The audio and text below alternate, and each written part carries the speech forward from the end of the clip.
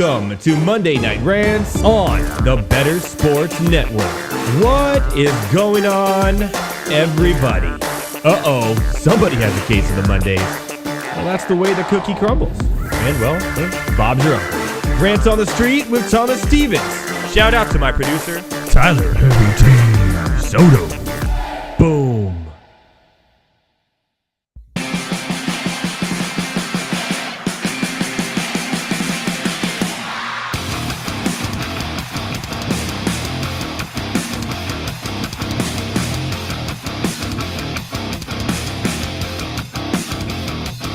What is going on, everybody?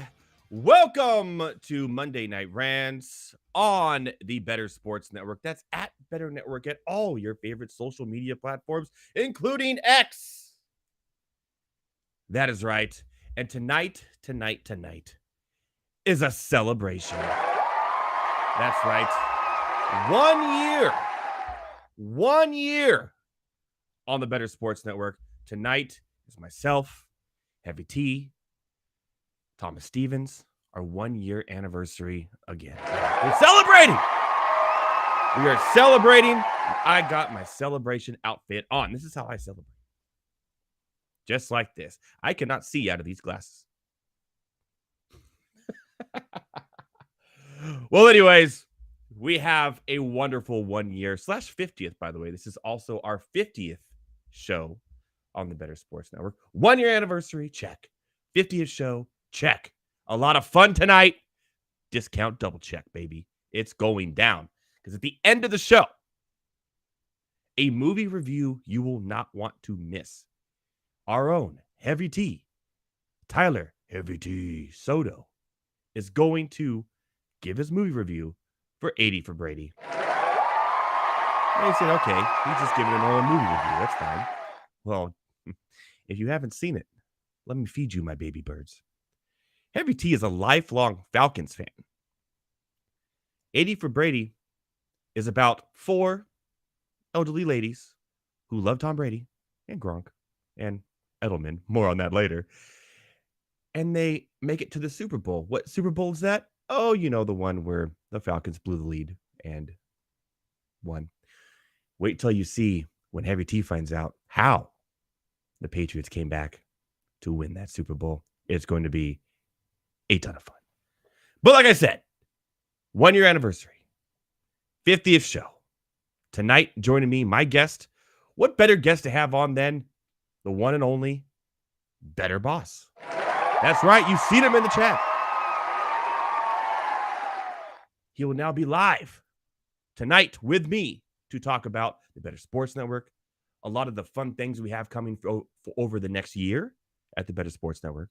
It's a lot of cool things, trust me. And a little bit of fantasy football draft knowledge, and we'll talk about some of our favorite picks. He's done a ton of drafts. I'm doing my first ever IDP league with Mr. Bettor Boss Matt Deutsch himself. The draft was weird. I think I held my own, so we'll talk to him about that as well. That's going to be a lot of fun. Always Rants on the Street with Thomas Stevens. And, of course, at the very end, the grand finale of the 1 year anniversary show. The all-encompassing movie review of 80 for Brady. I cannot wait. I am jumping for joy for that. All right. But, hey, it's football season, baby. We already have a Monday night game we could talk about right now. The Baltimore Ravens are facing the Washington football team Commanders of DC. And so far, not a whole lot has really gone down. Kind of got to watch the first quarter a little bit. It is Sam Howell. Sam Howell did start. He was named the starter for the Commanders. And not too terrible. Let's see here. He's 13 for 15 for 101 yards, no touchdowns. Terry McLaurin has had a good game. Dotson's been in there. Brian Robinson Jr., Antonio Gibson, Curtis Samuel. So all the starters really for the Commanders are in. Probably not for very much longer, if you will. The Ravens started fourth string quarterback tonight, Josh Johnson. Yes, that Josh Johnson. From the USFL or wherever football league, United Football Federation League of America, or whatever. He does have a touchdown, but he also threw an interception that was quite impressive from the defender. Check it out when you get a chance. I'm sure the highlights are all over the Twitter network, or X network, if you will. Justice Hill, 2 for 25. Melvin Gordon, I don't think he makes a team, 5 for 18. Zay Flowers got that touchdown on the first drive. Very impressive for him. I've been kind of impressed by Zay Flowers. Kind of down on him. We still don't know if Lamar Jackson's going to throw the ball more, coming off an injury. I don't know. But he's looked good in the preseason, that's for sure. So we'll follow up if anything crazy happens or any crazy injuries. But so far, just your normal preseason game between the Commanders and the Ravens. But it just makes me excited because football's back. Football is back. First Monday night game of the year. A preseason game, I know. But we're there. We're almost there. And I can't wait to do live betting again and all the fun things we do here on Monday Night Rants. It's going to be a lot of fun. All right. The Monday Night Rants Guillotine League draft will be next week. I think we have 13 people in, 12, 13, somewhere around there. We need to get to 18. There's 5 spots left, week left. It will fill up. It's going to be a lot of fun. We're doing the draft live on the show. And we could bring people on if you're in the draft. We'll give you a call-in link. You could call in, talk about what's going on. And every week, we're going to have to put someone on the chopping block on Monday Night Rants. You don't want to be that one week 1. I know. Somebody will. It is going to be a lot of fun. Okay, I can't see. I got to switch them up here. All right, here we go. All right. So that's next week. Also exciting, like I talked about last week, is Rival Fantasy Bingo. I've been playing it. I've been winning, doing baseball. I dabbled in a little of a preseason. They do have preseason bingo. It's really hard to decipher which backup player that the teams are actually going to leave in for you to play. So it's been a little hard. But I'm getting more and more excited for week 1 of bingo, and we'll have you covered here when that happens, week 1 of the NFL season. But get in, test it out with the preseason. It's only $1 a card, $1 a card. That's it at Rival Fantasy. And they also have challenges, and their season long should be out here shortly. I'm going to do a league on it. It's going to be a lot of fun. Sign up, join rival.com/alarm. Up to $200 deposit match, and your first bingo card free. Free. I cannot wait to have Neil back on and talk about Rival Fantasy and do bingo cards for Monday Night Football. I am giddy over it. Giddy. All right. So that leads us to week 2 of the preseason. Week 2 of the preseason is ending tonight with this game. So let's go over some winners and losers and maybe some case of the Mondays for a few here, if you will. We'll go over winners first. And a lot of these are going to be broken record. I said them last week. Why am I saying them again this week? Well, that's because they were just as good week 2 of the preseason than they were week 1. And some of them, I absolutely hate it. Because these guys are guys I've been touting that I'm one of my teams that are dominating preseason. But I know, Edward, it's just preseason. Yeah, but for at least a couple of series, you could actually see starting teams with their starters and how they're going to kind of go into the season by trying some new things. And what I saw from the Pittsburgh Steelers, once again, big winners, Pittsburgh Steelers, impressed me once again. Like I said, Kenny Pickett, a guy I'm targeting as my quarterback. Him and Jordan Love, more on him a little bit. Look good. Jaylen Warren. They're opening up lanes for Jaylen Warren. This Pittsburgh Steelers offense, this Pittsburgh Steelers team, could definitely be a sleeper team this year. And more of these players like Deontay Johnson, Pickens, even Warren had a huge bump in ADP because people like what they're seeing. This could be a really good offense in Pittsburgh this year, and Kenny Pickett's going to be at the center of it. I don't think he's going to start the third game of the preseason. I wouldn't. I've seen enough. But let me tell you, the Steelers offense is very, very impressive. And they did it against the Buffalo Bills' first defense this last weekend as well. Pat Freiermuth got touchdown. Jalen Warren again. Like, it's insane what the Steelers team has been doing in the preseason. So we'll see how that cookie crumbles going forward. Another winner for me was, I think everybody's on the same page here. Tank Bigsby. Looking really good. He is looking like he should be the number one running back on the Jacksonville Jaguars. And he probably should. Because here on the show, I'm not very big on Travis Etienne. And he's a gimmicky player. I just never been sold on him. He got hurt. Like, I just don't. I know he's, Trevor Lawrence's guy, but it's never been sold on him. Even in college, I was like, he's just kind of a gimmicky player at Clemson, too. He has talent, but Tank Bigsby showed patience. Not the fastest guy, but his patience and his vision from what I saw.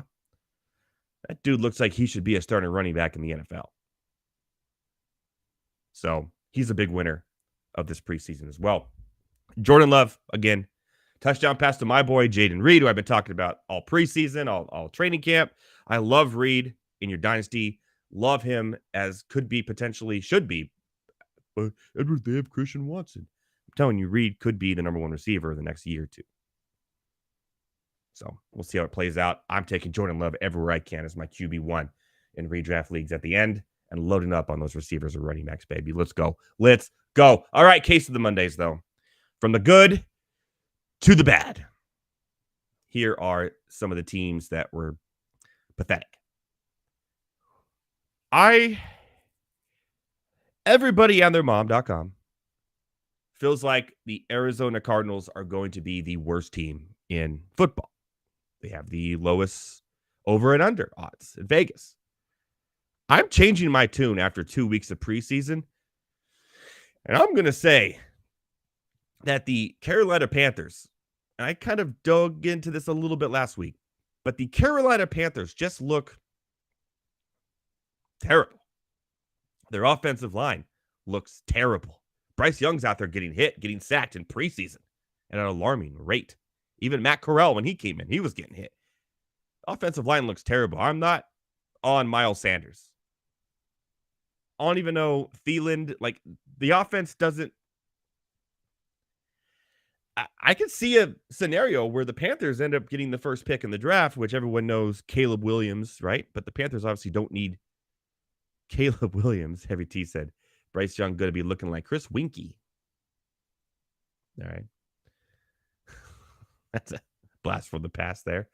I could see a scenario here where the Panthers end up having the number one pick. Don't need a quarterback because they have Bryce Young. It's going to be Caleb Williams. They can trade in. But from what I've seen in the preseason, I know it's just preseason, they do look like the worst team in the NFL going into this. Just nothing is lined up for the Carolina Panthers in preseason with their offense. Nothing. Their offensive line is terrible. Don't like it. So Carolina Panthers already. You get the... Uh-oh. Sounds like somebody's got a case of the Mondays. Another team who has not looked terribly good is the Buffalo Bills. Offensively, they've been a little lethargic. I know it's preseason, but still, not what you would expect from a Buffalo Bills team. And you got drama with Stephon Diggs. It's just, I picked them to go to the Super Bowl preseason in my bold predictions at Fantasy Alarm against the Eagles. And I'm kind of regretting that a little bit now here. But they do have some good young receivers. Shakir, who I really, really love as being that number 3. I love the Kincaid draft pick. I think they're going to be okay. So let's not stretch out. But, man, did they look not good in their preseason games so far. So the Buffalo Bills. Uh-oh. Sounds like somebody's got a case of the Mondays. And this one kind of sucks because I've always been rooting for this guy for a while. I'm talking about Teddy Bridgewater. Yes, number 50. Teddy Bridgewater. He literally was rocking number 50 on his jersey for the Detroit Lions over the weekend coming out. Now, he's had a lot of injuries, looked really good for Minnesota, was the starting quarterback for Denver for like half a year. Then last year, he got another chance with Tua injury. Then he got hurt again in Miami. I feel for the guy. He doesn't look like he wants to play football anymore. He's rocking number 50. He's out there for the Lions, who obviously Goff, but just not a good showing from Teddy Bridgewater. And I kind of feel like that's the last we're going to see from him ever in the NFL. So Teddy Bridgewater, number 50. Uh-oh. Sounds like somebody's got a Good case luck. of the Mondays. In the XFL. All right, let's get to the rant lines.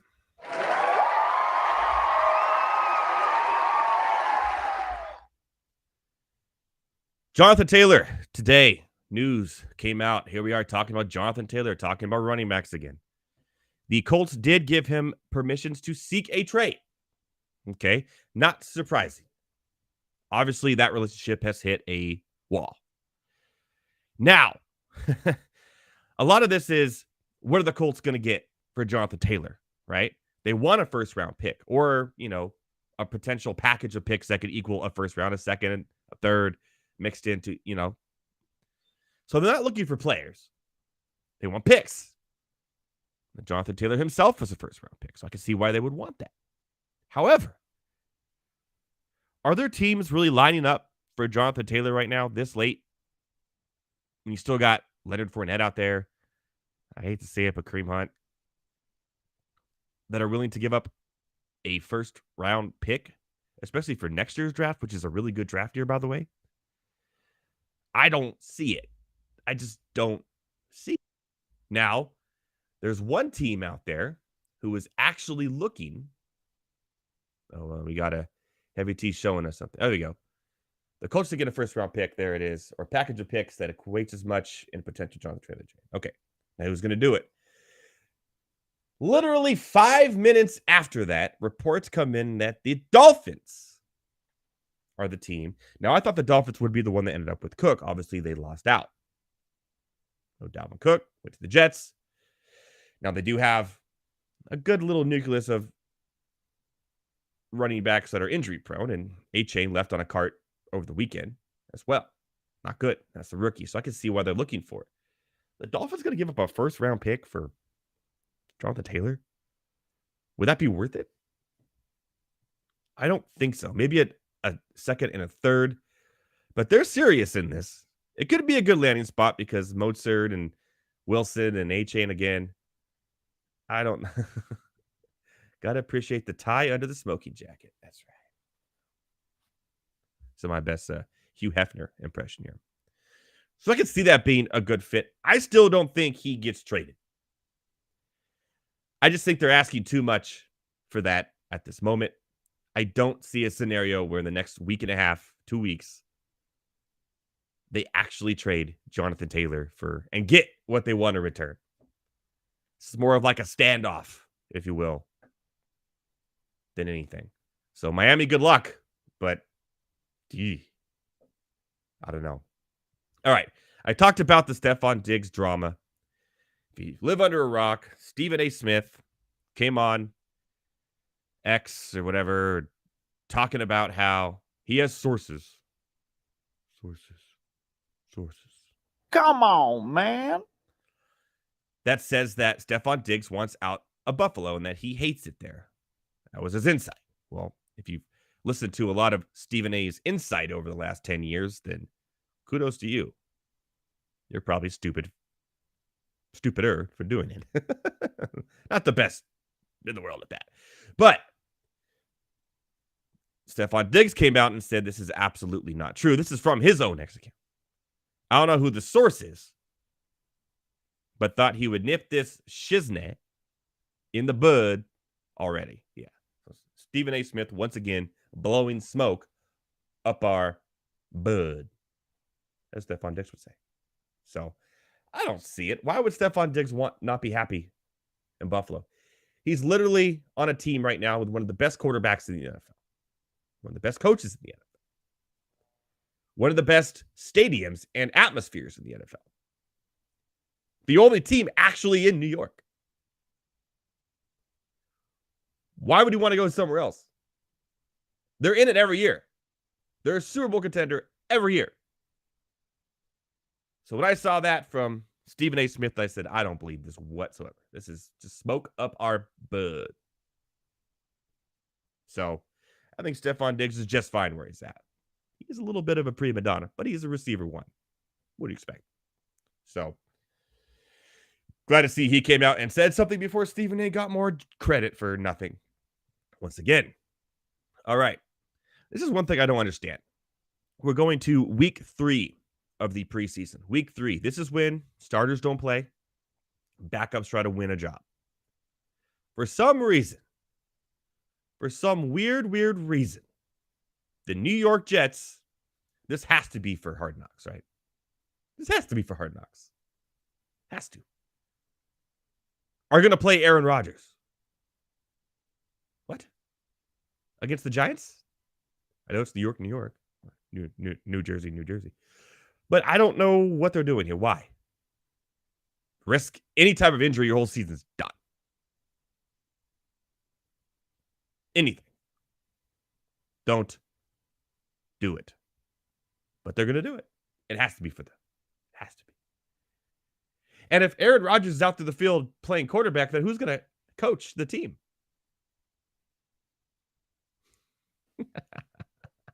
That's a Hard Knocks call out for all you out there, by the way. So I don't know why they're doing it. I don't like it. Hopefully he doesn't get hurt. But if he does, I'm going to give the ultimate told you so that you've never seen in your life on next week's show. All right. Huge. I mean, huge.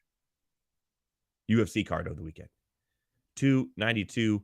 One of the most watched cards of the year. Now, let me do.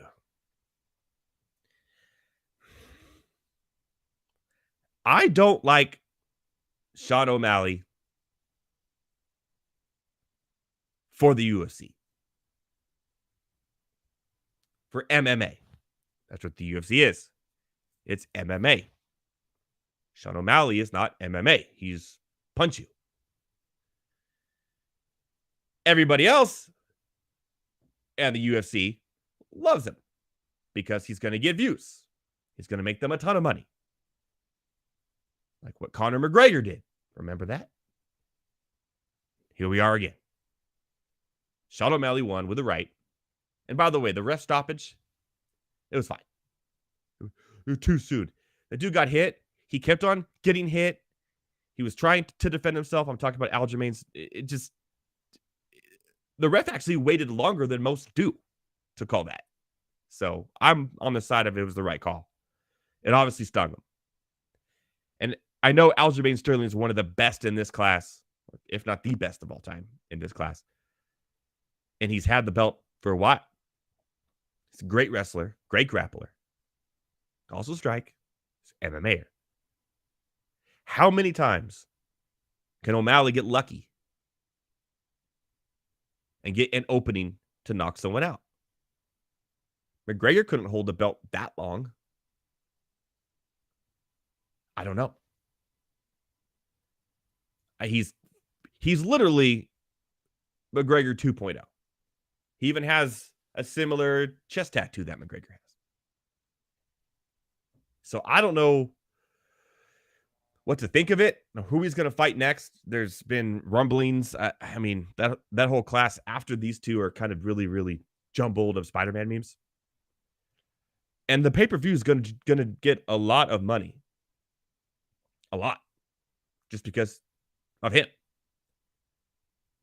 Again, I don't like it for the sport of MMA or UFC. But I like it for the UFC, if that makes sense. Also, by the way, Vegas lost a ton of money on that fight. A ton. When we talked about it last Monday, it was at minus 270, minus 280 for Aljamain Sterling. By the time it closed on DraftKings, minus 115. Yes, 80% of the public all week on O'Malley. They'll fix the odds for next time, trust me. But my goodness, did they lose a lot of money. Luckily, there's like 10 other fights, and they still did okay. Pretty sure. The Willie fight is kind of what we thought it was going to be. Just mauling, smothering, grinding the way she knows how to win. I don't think Lemos ever had a chance. I talked about it last week. It was really one-sided the entire time. It was kind of what we thought. And there's a chance here that Wiley could end up being maybe the next Amanda Nunes in the UFC for women. Just constantly winning. No one can stop her. She's too overall good at everything. She lost the belt once. She got it back. I don't see her losing it anytime soon. A great MMA fighter. So we were right on that one. For sure. The Gary fight with Neil Magny was something to behold. Obviously, Gary got to Magny quickly. Hurt his legs. It showed. He was limping around. Magny did not look like he wanted to be there at all. They were flipping each other off, yelling at each other, and Gary was toying with him. Gary is Conor McGregor 3.0. However, this is a fight when you have somebody hurt that early on and their legs and they're literally limping. He should have put him out. Going the distance, not a good look. That's still a win, but he should have put him out.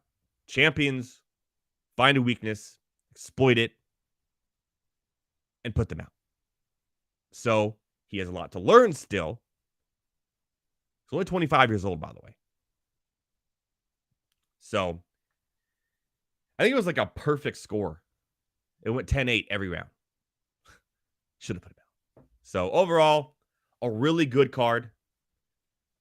We don't have, I think the next one is 3 weeks. We'll talk about it again.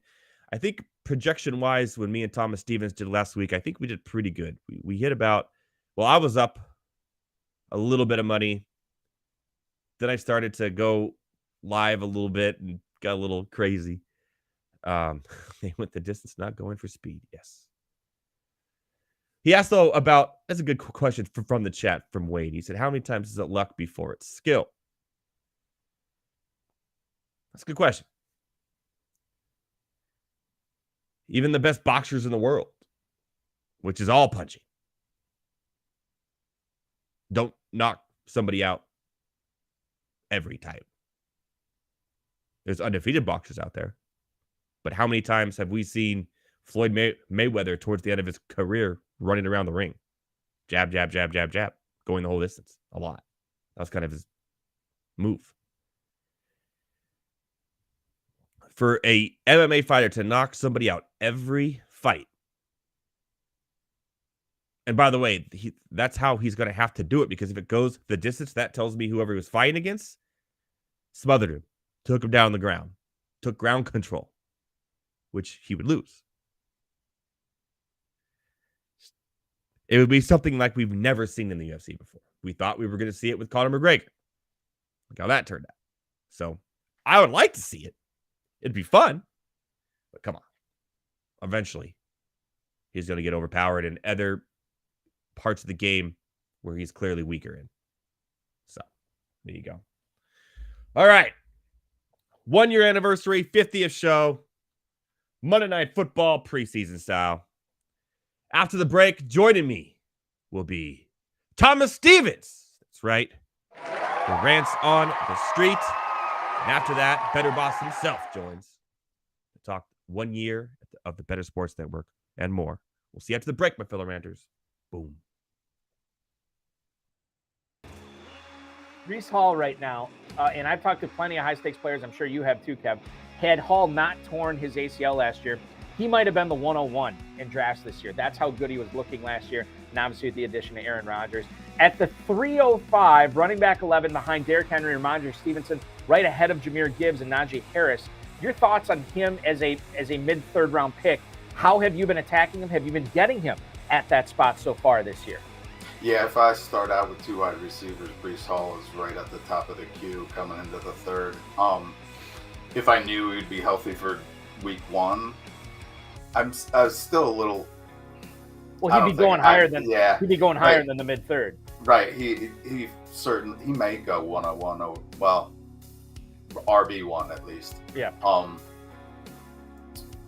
But I don't think we know that even if he's healthy in spring and the summer. Mm-hmm. I still like if I'm running a team, if I'm the coach, I'm bringing him back slow. Like he's on a pitch count. Like I want him for the end of the season because I got Aaron Rodgers for the playoffs, right? Like even if he's fully healthy, I would work him in slow. But that is actually what you want. Like he's still going to get the high value touches. So yeah. If we know he's healthy, he's a first rounder. So, like, if he's sitting there in the third, especially when I get 2 wide receivers to start, I'll take Hall all day. Yeah, it almost makes me think that the uncertainty with Breece Hall has made him unfairly fall too far, right? Like, right. Because we're talking about the team here in June. They're still hoping that he's ready for week 1. This is not, we'll see what happens. We're taking it day by day. We're liking how he's coming along. No, they still think by week 1.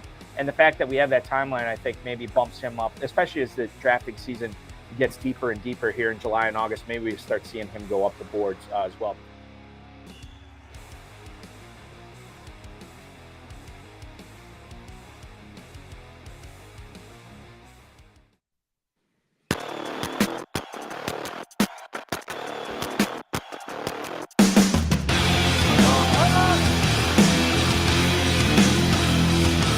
What is going on, everybody?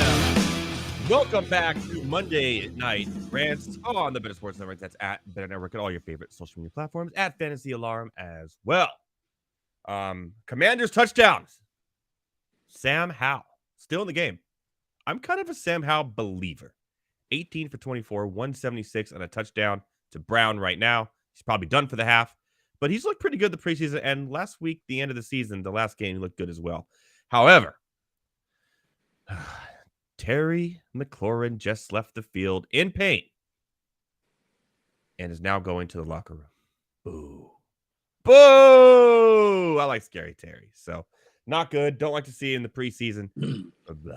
Joining me, though, now to talk a little about that, some UFC and, of course, Rants on the Street for the 1-year anniversary of Monday Night Rants on the Bettor Sports Network, yes, Thomas Stevens. What's going on, my friend? Nothing much. Can't believe it's been a year. It's crazy, man. Yeah, this year. I feel like New Year's was yesterday. Yeah, seriously, right? Here we are, almost. It flies by. We're already about in September. Yeah. Mm-hmm. Are you staying dry down there? Yeah, I'm staying dry. I think definitely thought it was going to be a little bigger than it was. I think we had a worse storm back in February than the tropical storm that we had last night. But yeah, I stayed dry. The only thing that happened is my power shut out for about 2 hours maybe. So other than that was good. Yeah, I just had a little bit of wind, like the very first night that blew over my fence again. Yeah, there you go. And that was it. Really, the rain, it was kind of too warm here for the rain. It just became those big drops, like no flooding, nothing. Just a couple of trees from the wind fell over the neighborhood. Yeah. Mm-hmm. Crazy. Yeah, the wind was definitely the worst part for sure. I mean, it got a little windy for 30-minute span down here, and then it calmed down. Everyone's dry. Everyone's safe. It was all a lie. Mm-hmm. Anyways, you watched UFC? I know you did. Of course, man. Of course. And what a week. What are your thoughts on O'Malley being the champion? I'm happy. I've always liked the guy. I always admit, when I'm wrong. I did have Sterling, to win that fight. I just thought he was the more talented fighter. He had more in his arsenal, but Sean O'Malley got him exactly how we said it last week. We said it on air last week, dude. Like if O'Malley catches him with the right, if O'Malley catches him with whatever, he can put him to sleep. And it's exactly what he did. He, the video is so funny because you see Sterling close his eyes, like he knew. Yeah, right. It was coming. Yeah. So, but yeah, it was dope. And great co-main too. Zhang absolutely dominated DFS scores as well. Oh, dude, that's insane. I had like 190 points. Yeah. Mm-hmm. Insane amount of points. So yeah, no, great card. A lot of fun. I'm excited for the next one. I'm excited for this upcoming Saturday. We got Korean Zombie and Holloway. That'll be a good one. That's a good fight night. Yeah, no, 100%. Sure. Yeah. I mean, anytime you have like a big name guy on a fight night, it's always fun, you know. Kind of two big names. It'll be fun. For sure. Checking that out for sure. So yeah, ultimately I did okay. I was up in DFS, but I had Sterling. So that kind of killed me at the end. But betting wise, I just a little bit over break even, so not bad there. Even with my last minute while drinking beer and put in a bet.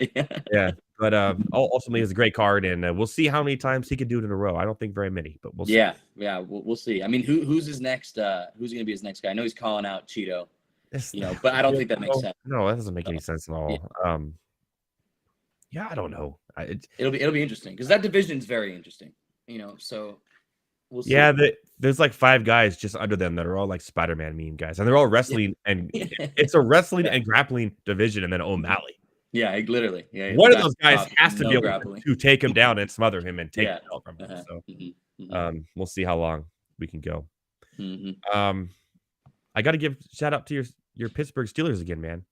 Yeah, for sure. We were texting about it. Yeah, continuing to just look good on the first team offense.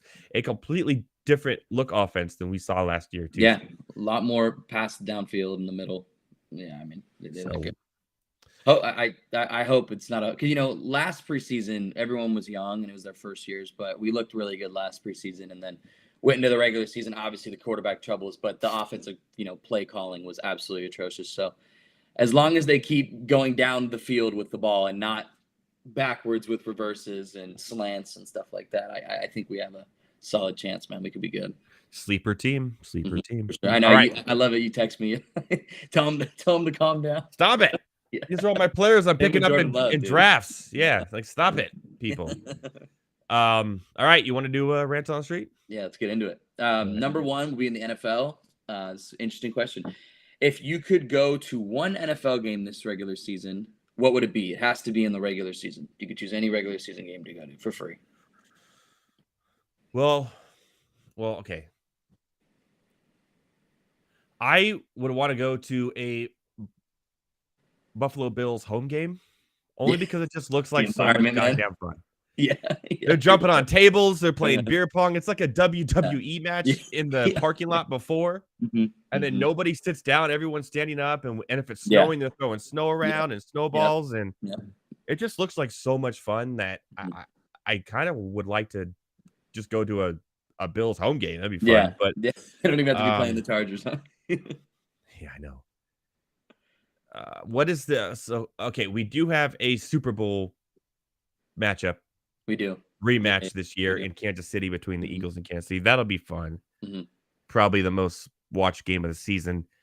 But yeah, for the most part, I think I'll just take the Bills at home. Just a game. For sure. Yeah. Be fun. I can't argue with that. I mean, I'm gonna go the simple answer. I would love to go to a Steelers-Ravens game in Baltimore. In Baltimore especially would just be so cool, man. I would love to just Baltimore. The villain card, the villain card.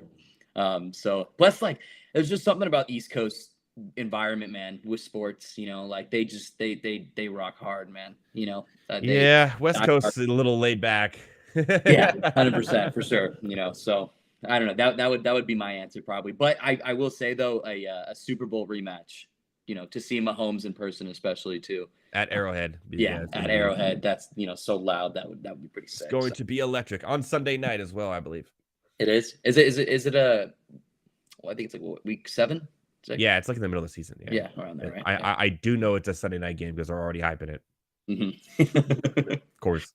Number 2, which quarterback will have better success on their new teams?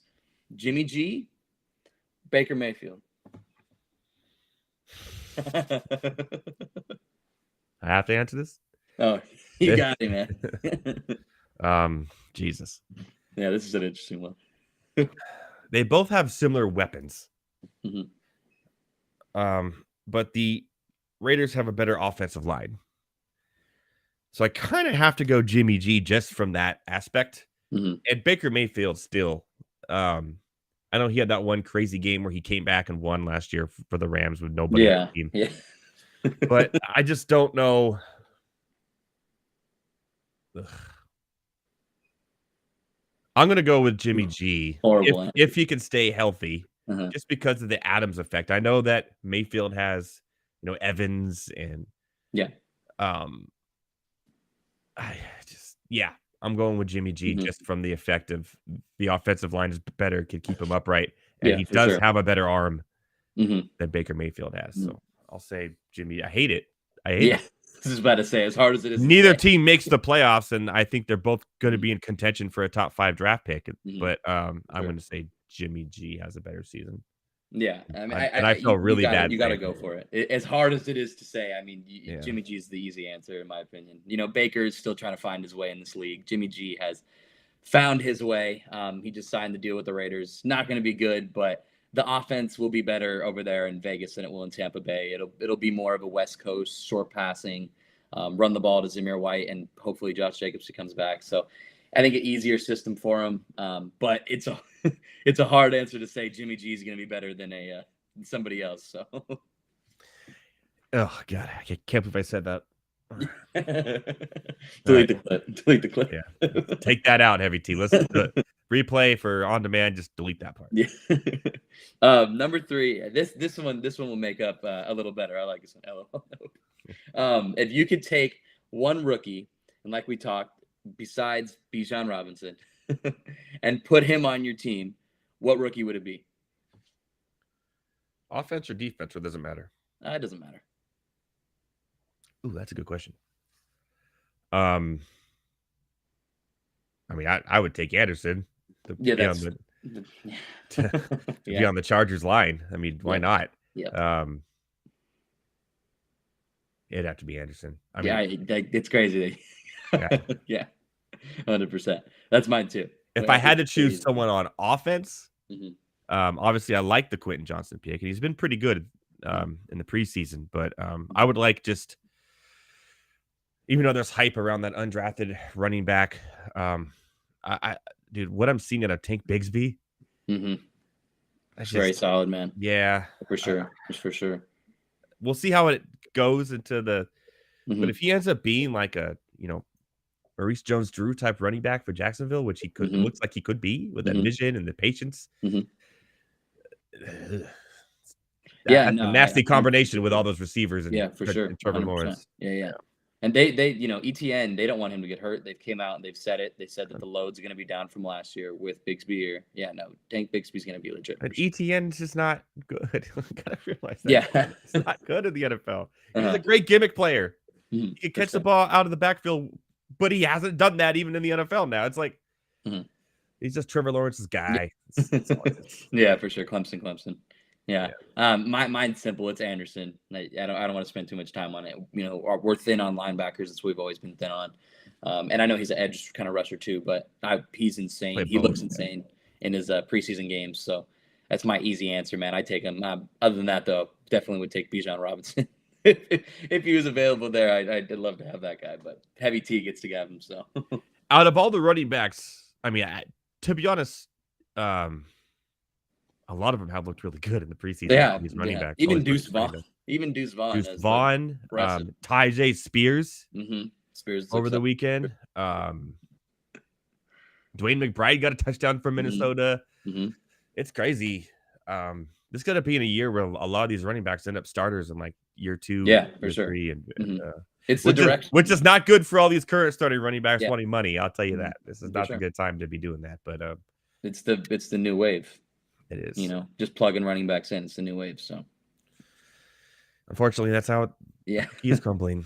Number 4, we'll switch gears, go all the way to the NBA. This one, is actually pretty interesting. I don't think we've ever, done something like this.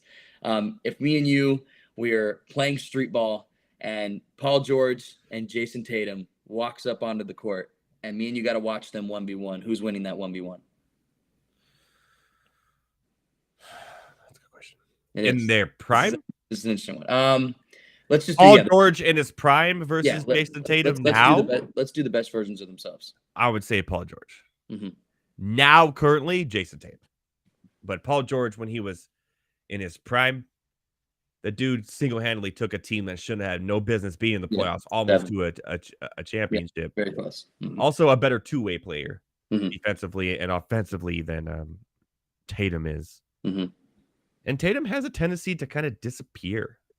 Oh, 100%. I don't want to. I know, but Yeah. remember the bubble playoffs? Paul George's playoff P, pandemic P. Okay, but take that aside. Like when he's on the court, Paul George puts up numbers, Mhm. and Tatum does too. But there's some times where he just kind of Mhm.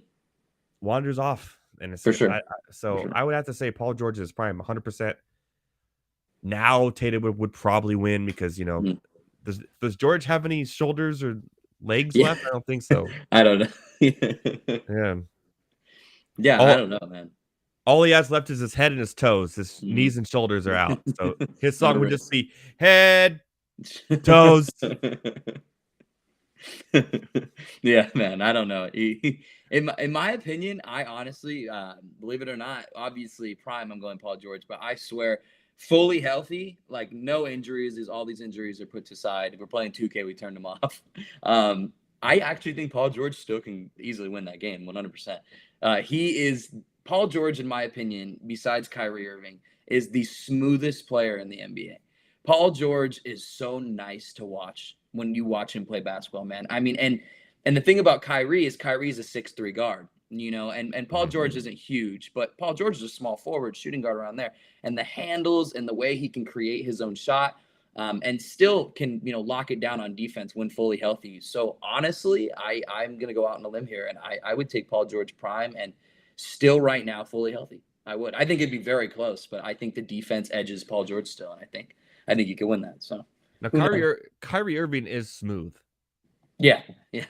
Offensively. Mhm. But part of his game, like he says, the earth kind of falls flat. Yeah. Yeah, for sure. Mhm. I've been waiting for that I one. like that. That was a great I one. think Heavy T just cringed in the. No, that was a good one. That was a good one. You still got the one button? Oh, I do. They all moved. I got new ones. There we go.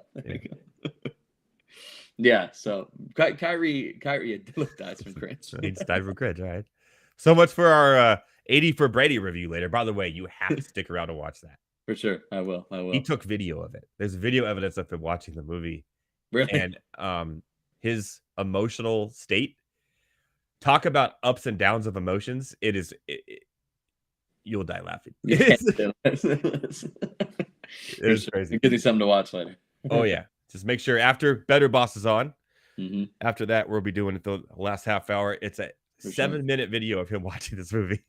and the ups and downs, the highs and lows are insane. For sure.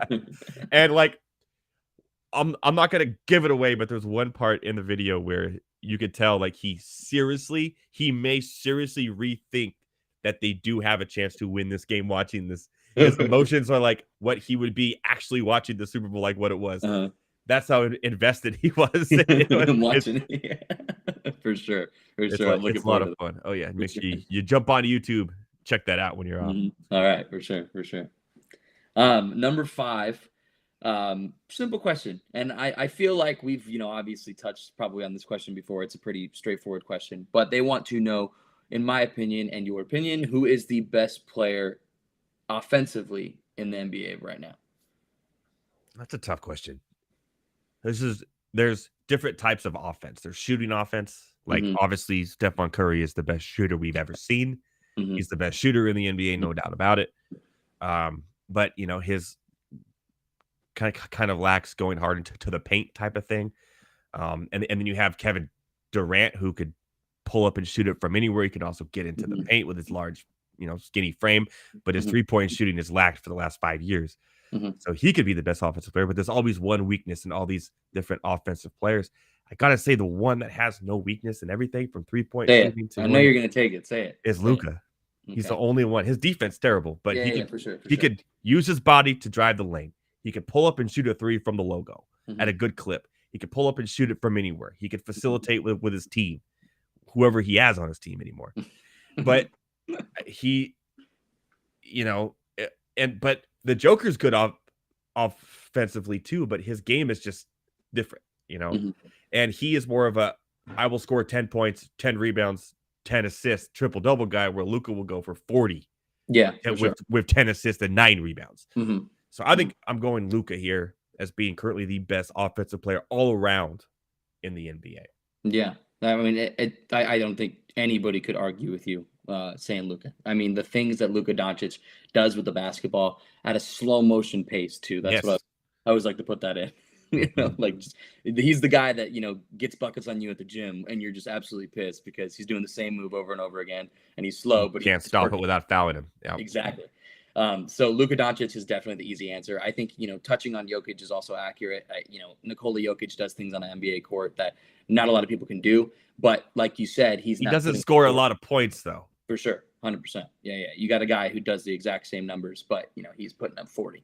So and Jokic also has the position's different. He also has a lot of better players around him to be able to pass that ball too. So Luka's the easy answer. He does things that nobody else can do in this league, man. Stepping back from 40 feet, you know what I mean? But also having 10 assists and getting 10 rebounds. I think him and Steph are the only two to ever get the double bang. Yeah. Bang. Double bang. The double bang. So, wow. Family shit, I know. But, yeah. Yeah, I mean, Luka all around. So, there you go. I'm going to ask you a couple questions here. We got a little bit of extra time. We'll start. What's your bold prediction for the NFL season? Bold prediction, huh? Whether it's a team, and don't say the Steelers, that you think could surprise, or a quarterback that wins a job, or a trade. Like, what do you think is something that you think could happen that no one's really talking about? That's kind of like a bold take. Yeah. Let's see. I think this has been talked about, but I'll throw it out there. I think the Falcons have a successful season. I think that they win that division. The Saints offense looks really good. It does, for sure, 100%. But yeah, I mean, I knew it. He's gonna love that one. But I like the Falcons, man. I think that their run game is gonna be insane. It really relies on Ritter, but I like what I've seen so far. He looks solid. He looks, nothing crazy, but he looks like he can get the job done. Drake London, I've always been very big on Drake London. I like the big body receivers. So I do want to throw that out there, but also I'm interested to see what happens in Vegas with the quarterback position. I really am. I think Jimmy G will start, obviously, and he'll be okay, but they're not. You really don't play a player like Jimmy G when you're absolutely less than mediocre. You really want to see what you have. So I'm not too sure what the name is. Are you on the Aiden O'Connell train? I am on that train. I swear. I've watched him. I'm like, dude, this cat he looks good, man. This guy looks freaking good. And I think that when you're in a position that the Raiders are, where it's like, what the hell do we have to lose, especially halfway into the season or a little bit past halfway into the season, I could see him taking that starting job. Me too, especially injury-wise, right? We haven't seen Jimmy G stay healthy for a full season, if ever. And he's looked pretty good. I'm not going to lie. And his arm strength, surprising. Talented. Yeah, talented, for sure. So, there's always someone like that, like the Brock Purdy of this year, and Aiden O'Connell could be that, too. Another guy, too, is Dorian Robinson from on the Cleveland. For sure. Looking really good this preseason. If anything were to happen where another lawsuit comes up or anything where which that could happen any day. Yeah. For sure. Get that man away from a massage parlor instead. But Thompson Robinson could take over that starting job. It looked really good. Looked better than whatever else they have over there. So yeah, no, for sure. The wheels, the legs. I mean, and DTR's question has always been, his throwing capabilities, if he could throw the ball, but he's been looking good, man. The ball's coming out of fire. Wait, where's Elijah Moore? Yeah, run. Literally. That's another one that I'm like, shh. I'm like, please be. Yeah, they have another one that's kind of like similar to your Calvin Austin, that's named like Austin Calvin or something, that's been dominating in preseason. I'm like, really? There's Austin Calvin and Calvin Austin. Like, what's going on? Or is it's Austin? Is it Austin here? If it's Austin Calvin, that is hilarious. Preseason stat leaders. He's like the leader in all receiving here. It's Austin Watkins. That's right. Austin Watkins. Okay. So you have Calvin Austin. Austin What is Watkins. a little speedster? Just Yeah, a little he's fact. 245 receiving yards here. Wow. But by the way, Thompson Robinson leads all preseason in passing yards. Aiden O'Connell has the pretty much a perfect pass rating. So he leads the pass rating here. Wow. So all the guys we're talking about here. And in case we're wondering, Greg Zuerlein leads the preseason in all scoring with 25 points. He's been kicking since the Hall of Fame game. So Jesus. Oh yeah, he has an extra game too. That's why. Okay. Makes sense why they're all Browns players in here and Jets players. Jets players, yeah. So, what do you think? So I asked you. Let's do real quick, and then I'll let you go. Bold, because dude, it's September. Yeah. NBA starts in October. Yeah, we're coming back for sure. Yeah. Bold NBA prediction for the NBA season. Oh man, like I said, kind of surface level with the Falcons as well. But we have talked about this so much, and I think you kind of know maybe what I'm going to say. But Oklahoma City Thunder are going to be absolutely The playoffs, no play. 100%. They will be better than they were last season, which was already near a playoff team. Chet looks awesome. I mean, he blocking shots. He gained some muscle. You know what you got from Shai. You know what you got from Giddey. Jalen Williams the good, better Jalen Williams took a huge step up last year. Polk is very, I hate to say the full name, but Polk, whatever his name is super lengthy. They're a good team, man. They're scary. They still got draft picks. They are the future, in my opinion, for sure. So that's definitely my bold prediction that I will stand on through this season.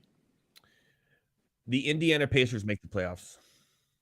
That's interesting. That's it. That's I have no problem with that. And I think higher up than you would think, like maybe in that 6-5 era.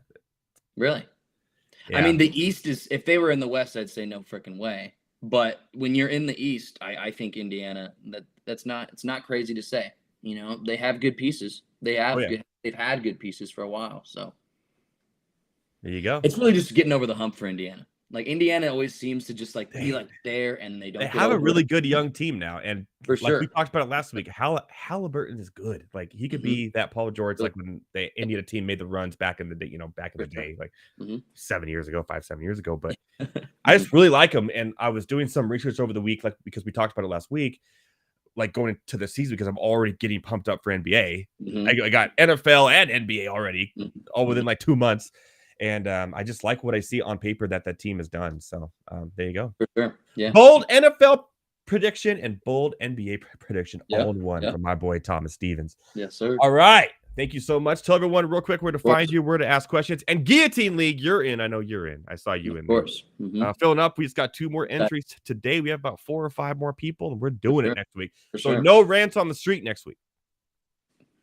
Guillotine League. You will be here live for the draft, though. Ooh, I'm excited, man. I got to get ready, dude. 18-man Guillotine League. Nobody wants to be that first one to be cut. Yeah, it's going to be rough. And each week I'm announcing who gets cut. Good.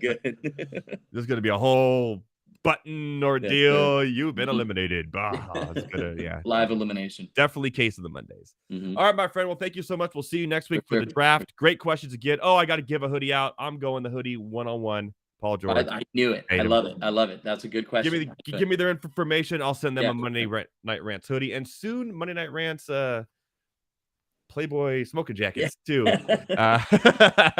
Coming soon.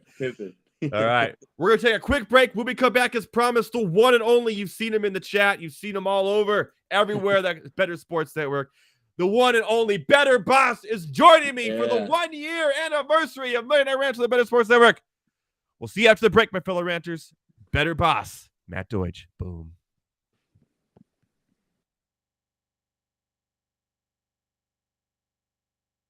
What can we expect from you out there on the track tonight? Listen, I have a wife, 2 kids. I have, full-time jobs. I'm never nervous. I don't even know what that word means. Can you explain what nervous means? No. I'm ready to have fun. I've never done anything like this before. I got asked to be a part of this. This is fascinating. Like, it's so cool to just look around and see what goes on here. So I'm just excited to get out on the horse. And you want trash talk? Is that what you're asking me for? No trash talk. I hope everyone does well. All right. Everyone's going to do well, but it has to be a winner. So give me your trifecta. Who's going to come in first, second, and third? Heat. I will go Maria 1, me 2, Willie 3, Moose goes 4th. Well, it's very simple. I won this event last year. I won my heat, and so the defending champ has to be the favorite. Now, that makes me a little nervous just because I feel like it's hard to repeat. There's a little pressure when you're the favorite, but that being said, I'm still optimistic. So your heat, it's you, Yes. Moose and Keith from Bettor Sports Network, and Willie Colon. I think Keith might be my stiffest competition, and I asked for this because I actually recruited Keith, if you didn't know. So Keith, if you win, you're welcome. Malusis is very good. I mean, he knows what he's doing, but I'm going to go with Maria. Keith is waving to the crowd. He must pay attention because they're off. It's Mark Malusis going for the lead. Maria Marino on the outside, and now Keith Irizarry on the outside with speed, and they're 3 wide into the first turn. Woo! Mark Malusis is locked in for his life. 138 and 2. They're into the stretch. Sportscasters Derby 2. And still in front, Keith Irizarry. And now Mark Malusis is trying to squeeze on through. Come on! Back! Come on! Let's go! Come on, dig it! Dig it! Yeah! Keith Irizarry. Keith, you did it all the way, wire to wire, over Mark Malusis. Awesome! That was so cool! The champ is here! Keith, what was it like being out there? Adrenaline rush, you were doing the Instagram Live, so there was no panic. You looked cool, calm, collected the whole time, and you won it. I felt really comfortable. I did. Like, I know you were joking with me before. Are you nervous? Are you whatever? What are you? David, the driver, was awesome. He's like, we're going to win this. I said, all right, let's win this. And he said, let's go. Yeah, I just felt really comfortable. I did. It was fun. We're in the lead. I got Maria Marino on the right side of me, and I'm like, oh my gosh, she's going to beat us, right? And then out of nowhere, you see Moose coming up this way, and we feel him breathing down our neck. And I'm like, Moose no! on the loose. Watch out. Moose was definitely on the loose, and we just got Moose by a neck, a nose, whatever you want to call it. Yeah, but again, all of this for a great cause, and it was absolutely awesome to do this. It was cool. All right, Keith, congratulations, and no matter what, you could always hold this over Moose's head. Yeah!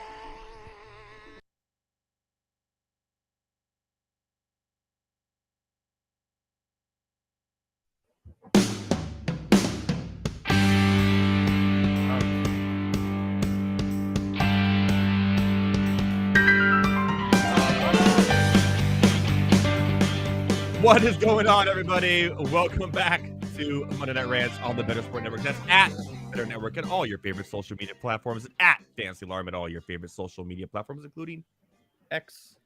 Joining me now for the 1-year anniversary, the 50th show, Bettor Sports Network. Who else but the man himself, Bettor boss, Matt Deutsch. Woo! Yes. Happy anniversary. It's been an awesome year. Thank you. I hope you've enjoyed what we've done here and some of the things we've created. I've forced poor Tyler to eat 2 pickles. And wait, after this, wait till you see his movie review of 80 for Brady. It's going to be incredible.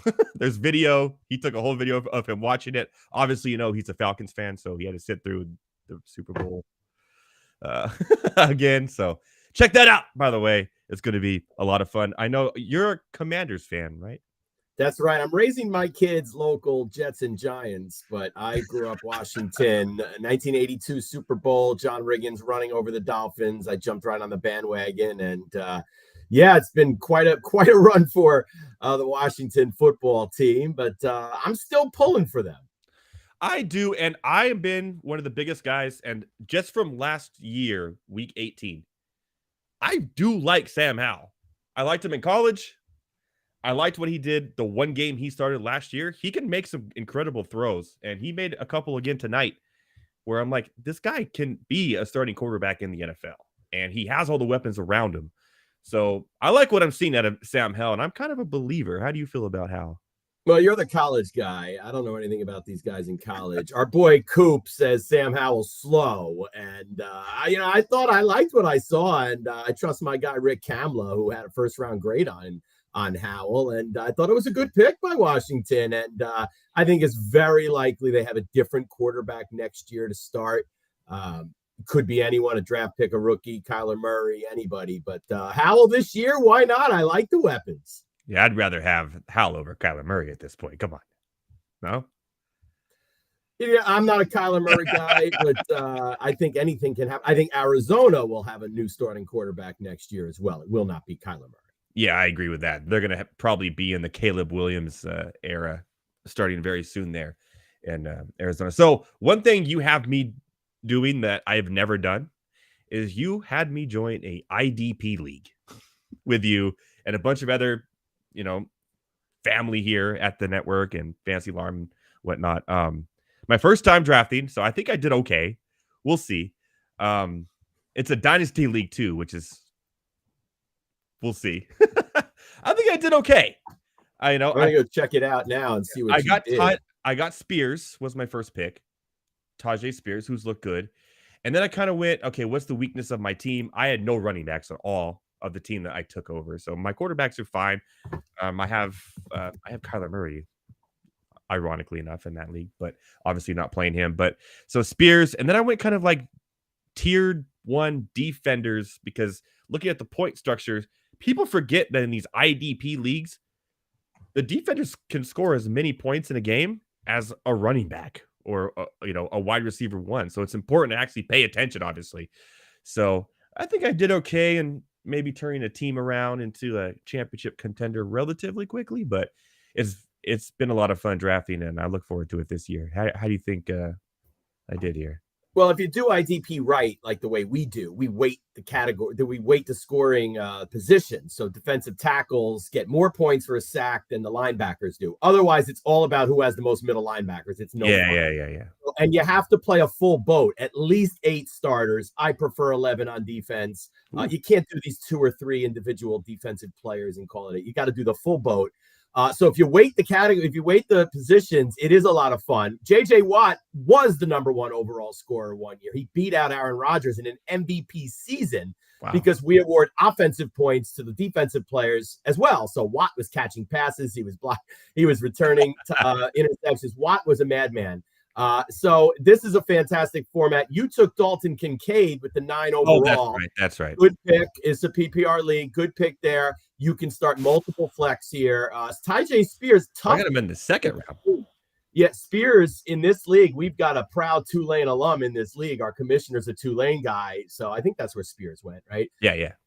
Spears is a coup because Jamie is perpetually rebuilding. He's got 1 million picks. I can't believe you got Spears at 21. And then a typical Edward draft. I don't know a lot of these guys. I do see Drew Sanders, the linebacker in Denver, being drafted in my IDP leagues by the good players, but right after Edwards or Campbell in Detroit. So I think Sanders was a good pick. I don't know the Saints defensive tackle that you tapped or Zach Evans, the running back on the Rams. This is a fun format, though, to reach.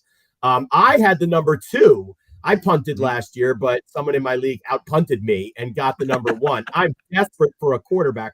I opened this league with Zach Wilson and Jared Goff, thinking Wilson would be the guy. Trevor Lawrence went 1 pick ahead of me last year. So instead of Lawrence and contending, I got Zach Wilson and punted. I ended up getting the 2 overall.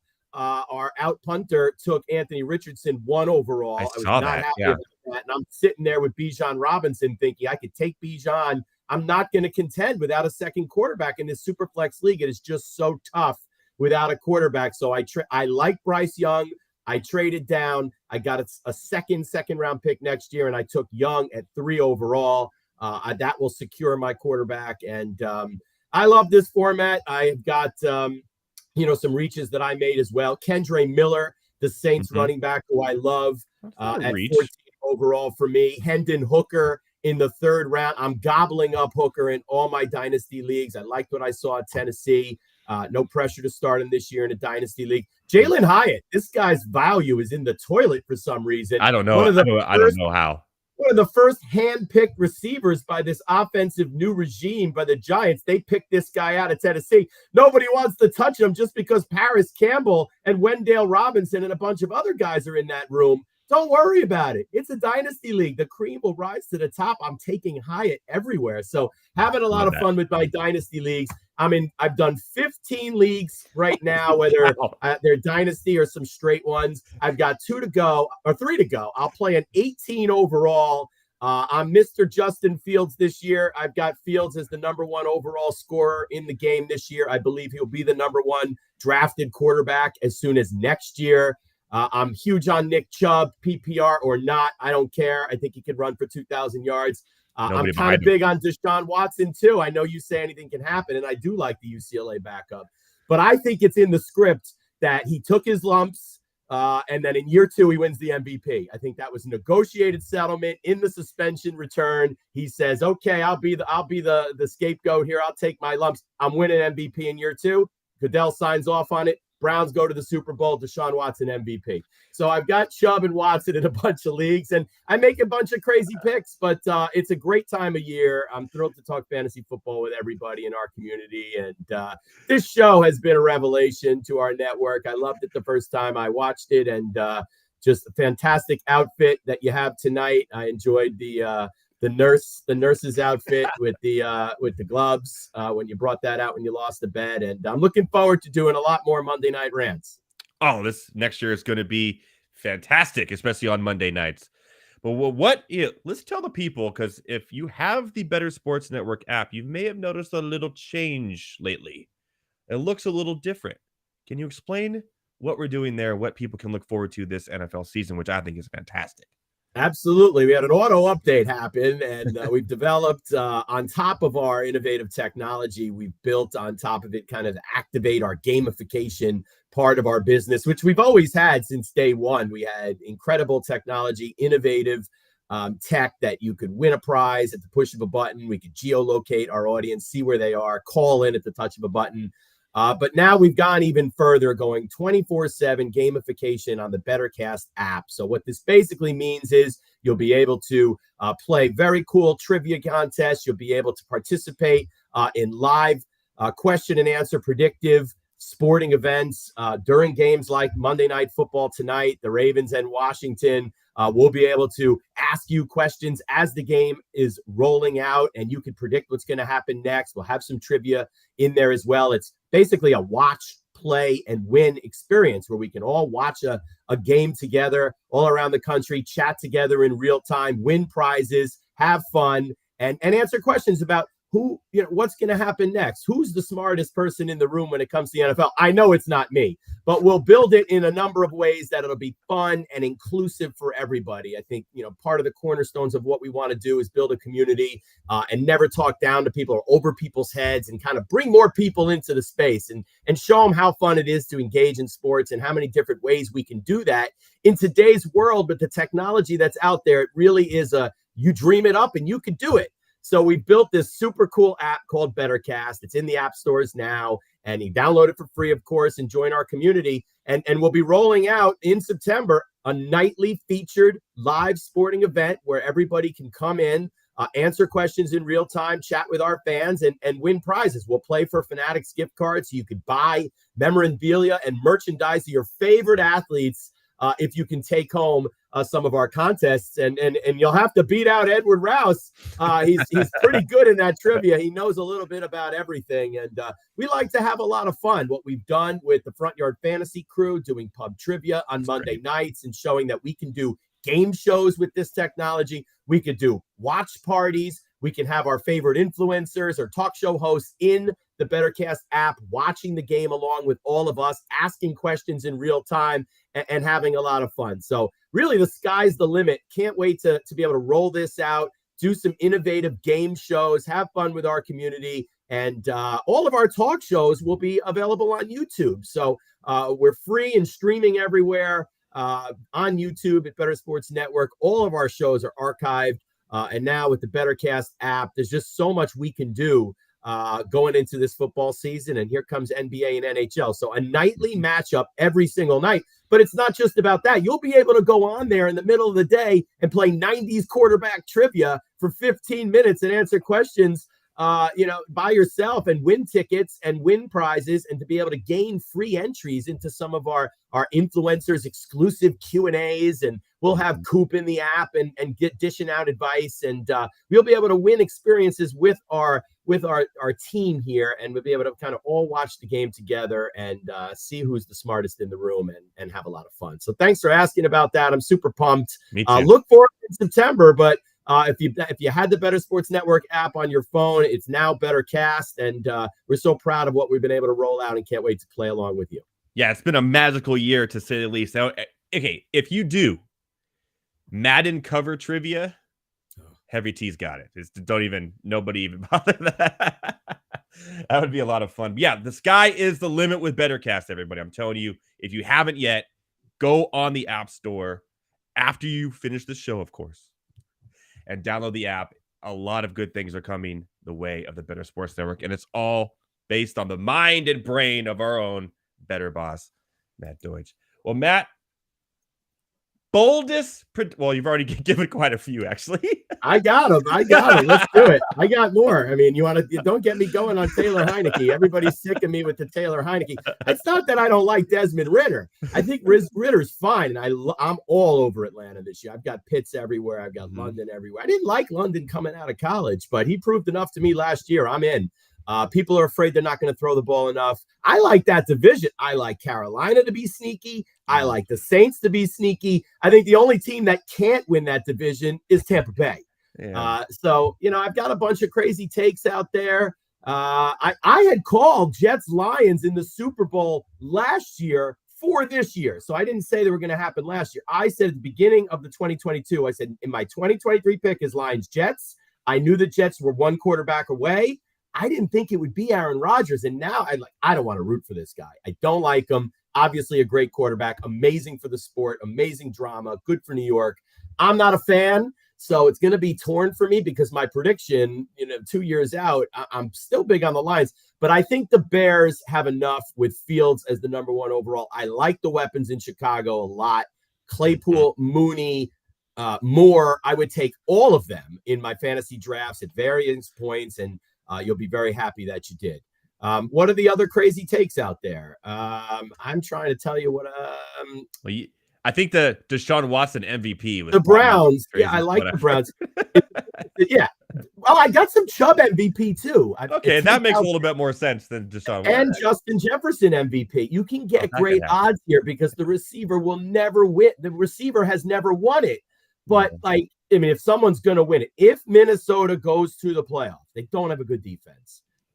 They obviously have a good offense. But if they make the playoffs and Justin Jefferson has an all-world year, just like Nick Chubb, if the Browns make the playoffs and Chubb has an all-world year, I think you could be looking at a running back or a receiver winning the MVP. Despite my Deshaun Watson, it's in the script. I think Justin Jefferson is a fair bet at plus 10,000. For a receiver, yes. I'm surprised, no receiver has ever won MVP, right? Not even Jerry Rice those years or anything. I thought Rice won one. I might be wrong. You're probably right. You're the historian. Yeah, but still, though, it's hard. It's a quarterback award. They should kind of get rid of that and just have quarterback of the year and make MVP because there's been years where I'm really you're gonna give it to Aaron. Okay, all due respect to Aaron Rodgers, 3 years ago or 2 years ago, did he really deserve to win MVP that year? With what Derrick Henry did that year, with what it just. I don't know. It's just always a quarterback, and it's kind of So obviously, all the votes are going towards quarterback, but nope, you are right. No wide receiver has ever won MVP. There you go. I was wrong. I thought Rice won one. Yeah, I thought so too, but that's even more surprising. He had one of the greatest years of receiving history. How did Mark Mosley? Yeah, the kicker Mark Mosley in 1983 won the MVP. Jesus. So, yeah, a lot of changes need to happen there. But you're right. You can get great value right now at these other players. To just hope that maybe quarterbacks aren't as good as they normally are.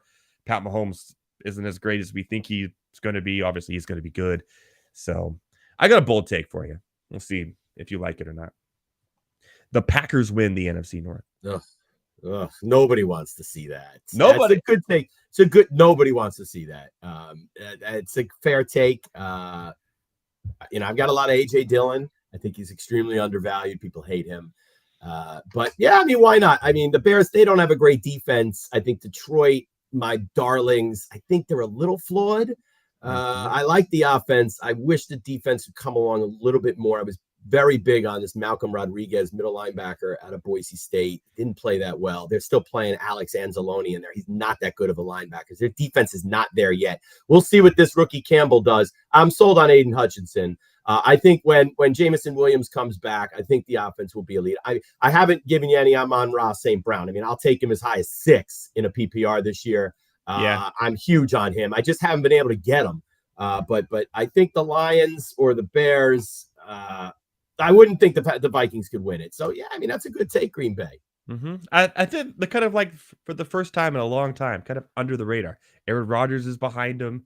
The division isn't as good as they have been. And it's just, I could just kind of see them having one of those, or the whole division really ends up being like just one game over 500, but they have the record against their own for the tiebreaker to win the division. It's like, I could see that happening like right in front of our eyes. I do like the Saints a lot though in the South. That offense has looked really good. Once Kamara's done with his suspension, they got 3-headed running back monster there. They got great receivers. Carr has a chip on his shoulder. He's already shown it. He's going to play his little heart out. Don't sleep on the Saints for winning that division and maybe even a deep run in the playoffs. I think the best head coach in the division is Frank Reich, and I think you're going to see him make a substantial difference to Carolina, which is going to have a very well constructed offense. Rookie mistakes from Bryce Young and all, but I think that Miles Sanders is the top 5 running back. There's a hot take for you. That's hot. That offensive line. They're going to dump that ball. He's going to catch 80 balls. He's going to catch 80 balls. I can see that happening. Yeah. And they are going to workhorse him, and he's going to be able to take it. And Hayden Hurst, superstar in that team this year. I think the Carolina offense will be very respectable. And the defense is solid. The defense is solid. Yeah. And he's the best head coach in that division. I can't bet on the Saints with that head coach. I like Atlanta.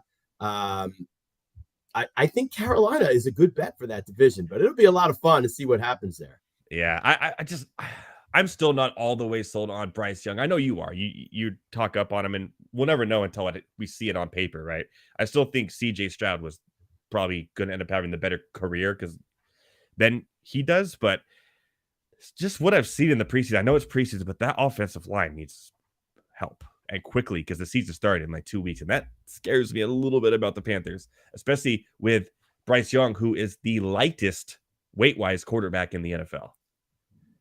It's a concern. These guys fill out. I'm hoping from a dynasty perspective, he does, but it is a concern, the size. But we see it happen in different ways. I mean, you see someone like RG3 come into the league and just get destroyed every single play. Yeah, that was and then rough. you see Lamar, who never takes a hit. Lamar, he gets hit tackled. He does not take hits. So hopefully Young will be a little bit more cerebral, a little smarter. I don't know about Stroud. He seems like a physical specimen. I'm not sure that the game's going to slow down for him. Yeah, he's not as fast as Young, obviously not as fast as Richardson, but he just has that arm. I'm telling you. I know he had a lot of talent at Ohio State receiving wise, but he's gonna surprise a lot of people with his arm. It's better than people think it is.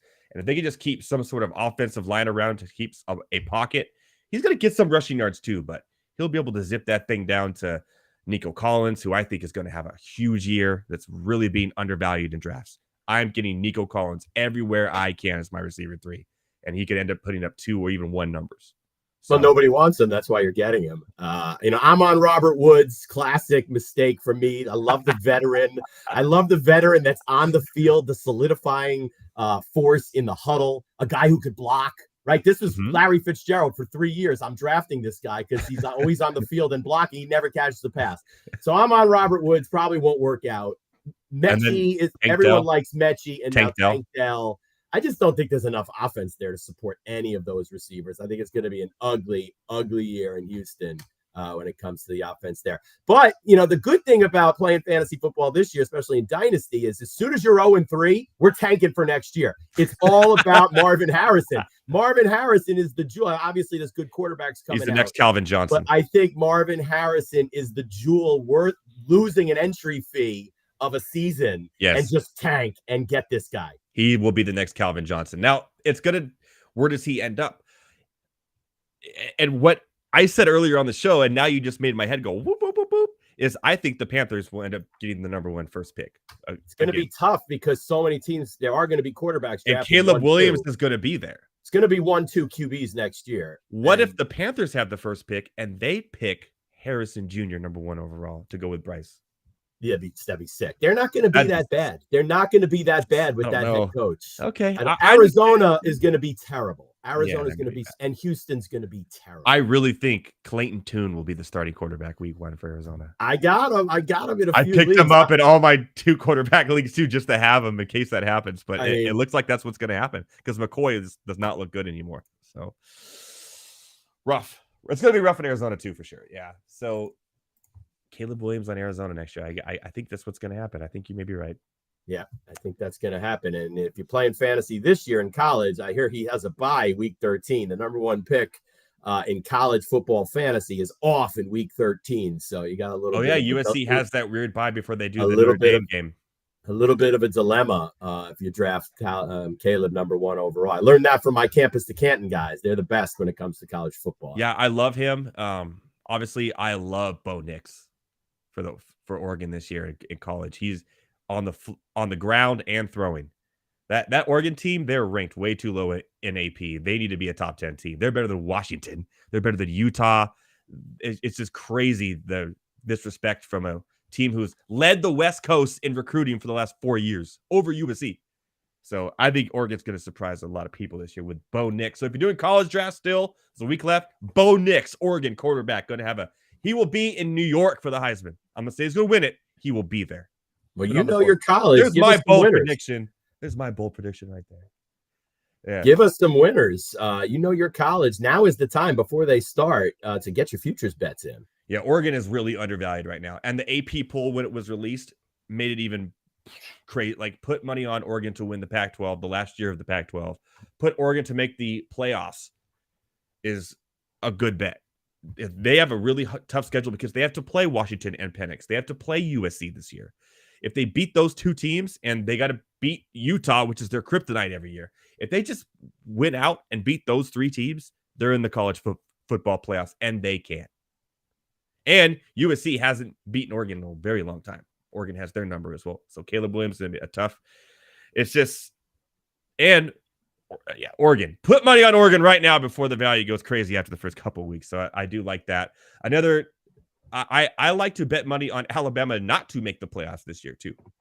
I think Alabama, even though they're ranked 5th overall, I'm sure that's a bet out there. This team is finally, even under Nick Saban, finally to a point where they've been a little under recruiting. They don't have those 5-star immediately fill-ins like Bryce Young. They lost their receivers. Like that, the offense is going to be a little slow this year. Their defense will be great, but I think Alabama's going to struggle. And by the way, struggling for Alabama is losing 3 or 4 games. Let's be real. But that's enough to not make the college football playoffs. So I'm not so high on Alabama this year. I think it's the one year where they take a step back, and then next year they'll end up being so. But I can talk about college football the rest of the night. We got to let you go, my friend. So thank you so much for joining the 1-year anniversary show. It's been a fun year. Thank you so much for giving me and Heavy TA platform to do this the crazy things we do here. It's a lot of fun. So make sure you stay tuned for the 80 for Brady review with Heavy T. I will. It's been awesome ride here. Love hanging out with the ranters every Monday night in the chat. We've had so much fun. Thanks for tolerating all my crazy takes and and carrying our platform on Monday nights and having a lot of fun, and big things to come in year 2. That's right. Let's do it. Let's do it better, boss. All right. We'll see you tomorrow. All right, everybody. Take care. Good luck this season. Thank you. All right. Better boss himself here for the 1-year anniversary. A lot of hot takes, huh? Wow. But knowing about the Jets Lions a year in advance, that's crazy. That's fun. The Deshaun Watson, like, the more he says it, I can actually see it now, and it's driving me crazy. That Browns team could actually surprise. They looked good in the preseason with their Calvin Austins or their Austin whatever. They have a pretty good offense. Now, the only concern with the Browns is if Chubb gets hurt, what do you got? Felton and Ford behind him. So they have to keep him in bubble wrap all week long for the games because he is the key to success for the Browns over Watson, over Cooper, all that. So if Nick Chubb has a 2,000-yard rushing year, the Browns could be with the Bengals to win that division. I can see that happening. So as crazy as that sounded, I can now see it happening in my head. You know what else I can see happening in my head? Winning my upcoming drafts this weekend and the weekend after. You know why I'm going to win those drafts? Because I'm using the Fantasy Alarm Draft Guide. It's no brainer. It is the best draft guide out there. It has everything, and it's always up to date for you. You want rankings because you have to leave right now and go to a draft and you forgot to do it. You're freaking out. You got to go get buffalo chicken wings. Well, just print out the Howard Bender's cheat sheet. Boom, right there in front of you, live, up to date. Boom. And the best part is all you got to do is start a free 7-day trial to get your all-pro access to Fantasy Alarm, and it comes with the draft guide and the cheat sheet just like that. FantasyAlarm.com/draft. FantasyAlarm.com/draft. Free 7-day trial. Don't even think about using anything else for your drafts these next few weeks. All right. It is the moment we've all been waiting for. You've been waiting for. Heavy T is now a movie reviewer, and he reviewed a movie, 80 for Brady. Whether you've seen it or you haven't seen it, I'm not sure. I don't know, Heavy T, you just want to use that as the break, the video? And we'll just do it like that. And then when we come back, you can come on and we'll talk about it. We'll do it that way. I think we should put like a zeet out and say, come now, come all. It's time. This is going to be an event for all of history. A lot of emotion here you're about to see. Highs and lows, ups and downs. This guy is a Falcons fan, a lifelong Falcons fan, watching 80 for Brady. I did my best at bleeping out the curses. I did my best. You could see the emotion.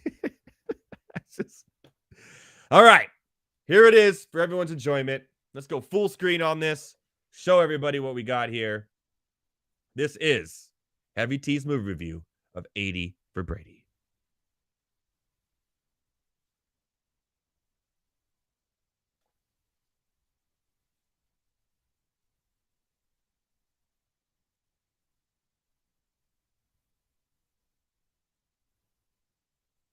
I don't hear any volume.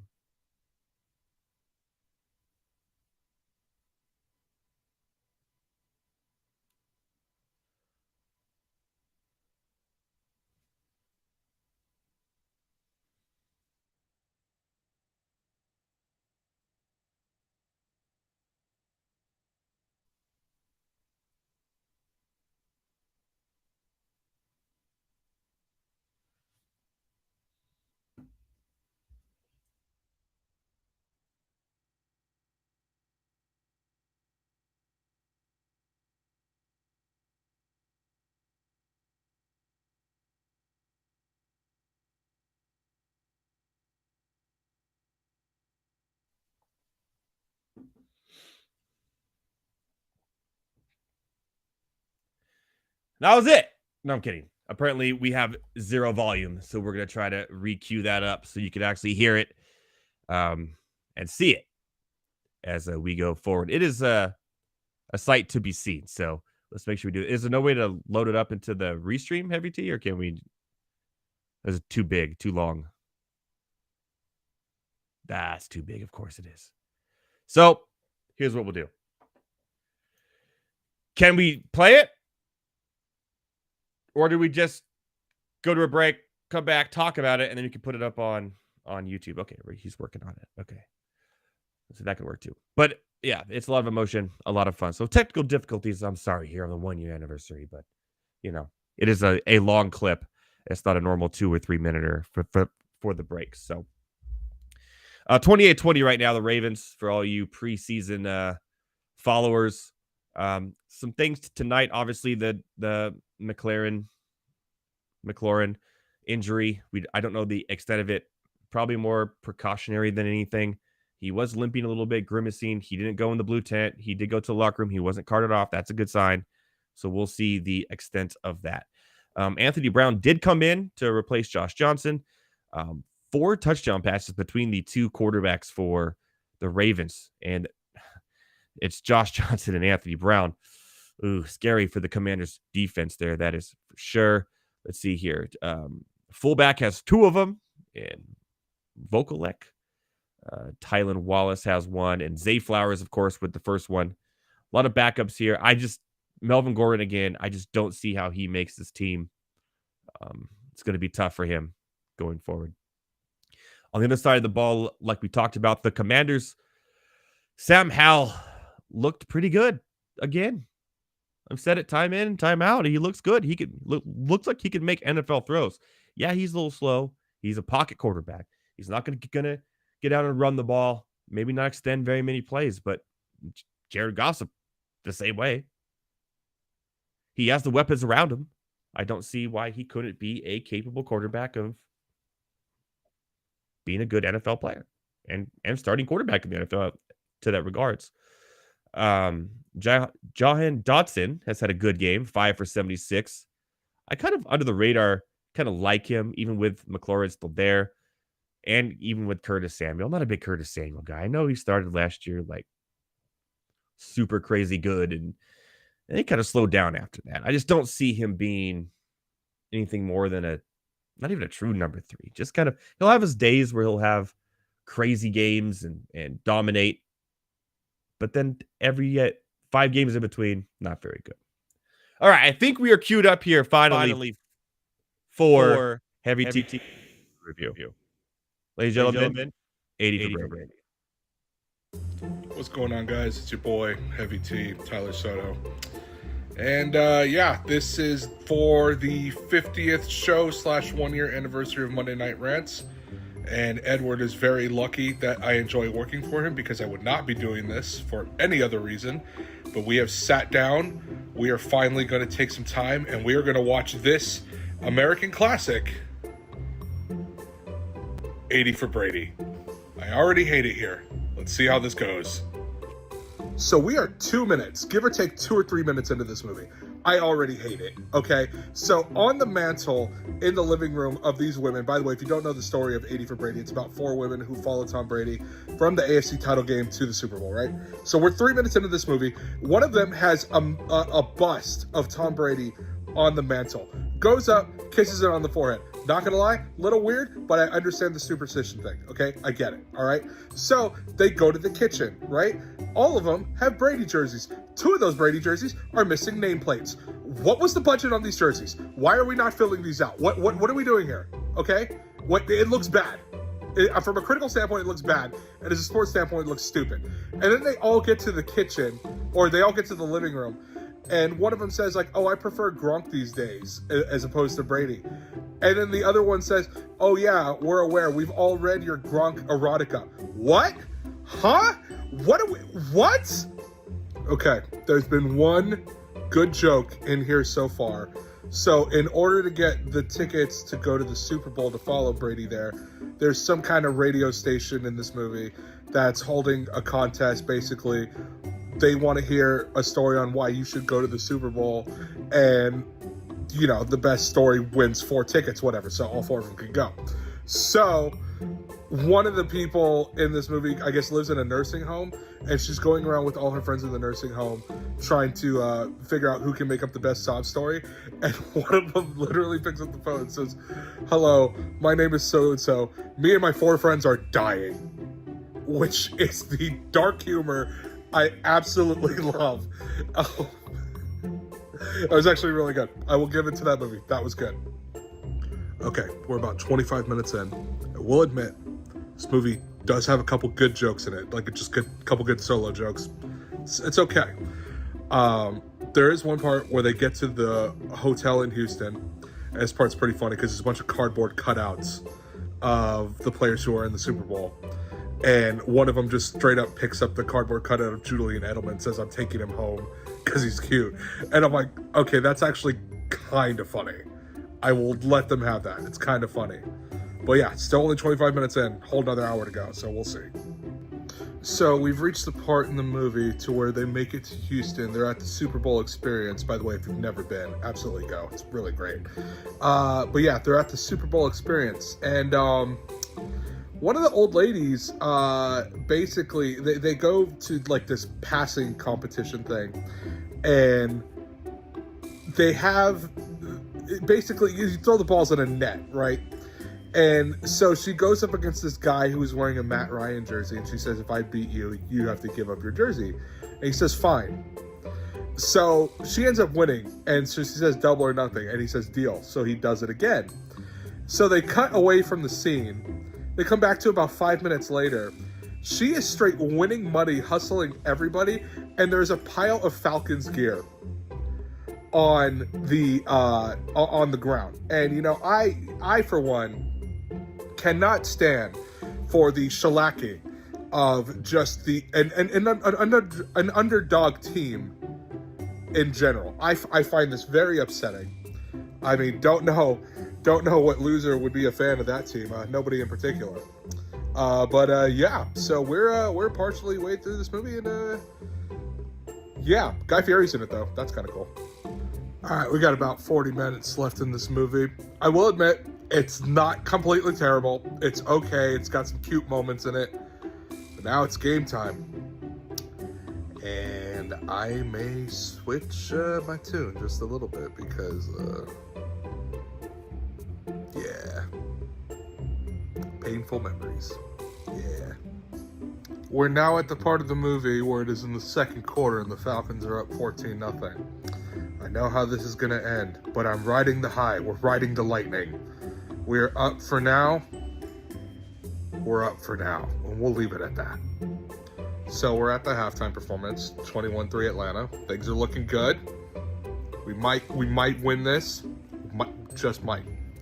It's officially 28-3. I'm starting to believe we're going to put this hat forward. There's no way we can lose this. We are winning this game. There's no way. One of the guys in the movie just said that the Patriots have a 0.7% chance of winning this game, meaning the Falcons have 99.3. This shit is locked up. Give me the Lombardi. Let's go, baby.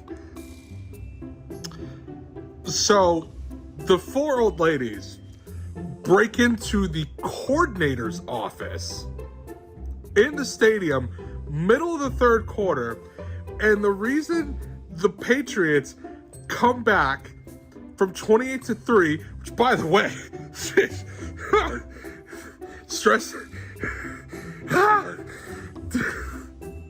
The reason that this team comes back from 28-3 is because this old lady gives Tom Brady a speech through the microphone in his helmet about how when she had chemo 16 years ago because she had cancer or whatever, that basically it was seeing Tom Brady come in as a second-year QB and doing everything that he did that inspired her to keep fighting. I'm going to say something that's going to send me to hell. I wish this lady died. That was my Super Bowl. How come I don't get to be happy? I want this lady gone. It is 20-28 in the fourth quarter with just under 6 minutes left, and we're not going to win this game. We're going to blow it. They just showed the Edelman catch. This is my hell. This is my, you know what? Julian Edelman. Okay. It is overtime. We're losing. This game's over. We're losing. I don't even know why I bother wearing this hat anymore. It's over. We're losing. Game is over. Falcons have lost. This is my personal hell. Don't need that no more. It's over. It's all over, man. It's just doesn't get any better. Alright, I had to come outside and take a little bit of a breather, but I'll be real. From a Hollywood standpoint, that's an okay movie. It's got some moments. It's whatever. It's an okay movie. From a personal standpoint, fuck you, Tom Brady. Fuck you, New England. Fuck you, Patriots. Fuck you, stupid old ladies. It was my moment. was my moment. And I stood in this yard shouting fuck from the rooftops after they blew that game. That was my moment. You took it away. Watch this movie. It's not terrible. Watch the movie. It's not terrible. There he is. MVT. Oh, man. That was Wade said in the chat says he knows you knew what was going to happen and it's still so painful. Yeah, you know what? I'm going to be honest. So experiencing everything I did watching that movie, that is exactly how I felt on the date of February 5th, 2017 at about 3 in the afternoon. I was so high, riding the lightning. Like, we're having a great time. It's 28-3. We're going to win this game. And I will never forget this. I will never forget this. My girlfriend at the time, she's over at my place with my family. You know, we're watching the Super Bowl and everything. And she was more a fan of Brady than the Patriots. I'll give her that. And I will never forget because she was pissed. She wasn't saying anything. And I looked at her straight and I said, if anyone would come back and win this game, it would be him. And what the hell happens? Well, now we know the true story of what happened. 4 old ladies went into the offensive coordinator's booth, got into Tom Brady's head, and gave him, motivation. And now you know. Look, number one, F that old lady. Okay.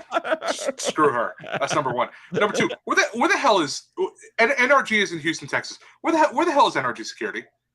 You guys have guns down there. This is Texas. Where's the security? What are we doing here?